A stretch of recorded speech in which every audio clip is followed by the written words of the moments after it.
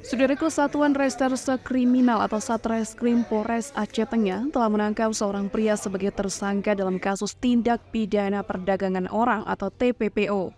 Tersangka tersebut dikenal dengan inisial IW atau nama panggilan Ola yang berusia 25 tahun dan memiliki pekerjaan sebagai seorang pelajar atau mahasiswa.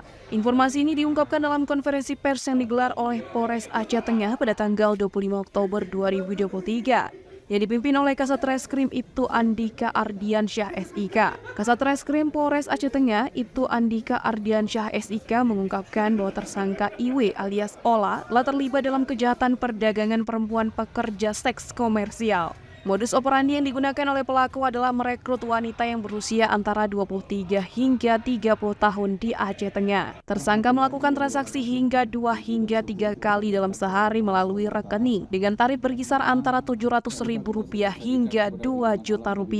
Pelaku menurut Kasat Reskrim Aceh Tengah menghubungi orang-orang yang telah dikenalnya untuk menawarkan jasa pekerja seks komersial kepada pengguna jasa. Penangkapan IW bermulai pada tanggal 12 Oktober 2023 sekitar pukul 19.30 waktu Indonesia Barat ketika Satreskrim menyamar sebagai calon pelanggan wanita pekerja seks komersial. Mereka sepakat dengan tarif sebesar Rp1 juta dan menetapkan lokasi pertemuan di salah satu kamar hotel di kawasan Jalan Sengeda, Kampung Nuna Antara, Kecamatan Bebesen, Kabupaten Aceh Tengah. Pada pukul 22 waktu Indonesia Barat, IW alias Ola membawa seorang pekerja seks komersial dengan inisial SS menggunakan sepeda motor ke Hotel INN. Namun ketika mereka tiba di parkiran hotel tersebut, petugas kepolisian dari Polres Aceh Tengah segera menangkap tersangka IW alias Ola. Hasil pemeriksaan terhadap IW alias Ola dan kesaksian mengungkapkan bahwa perdagangan perempuan telah berlangsung sejak tahun 2021.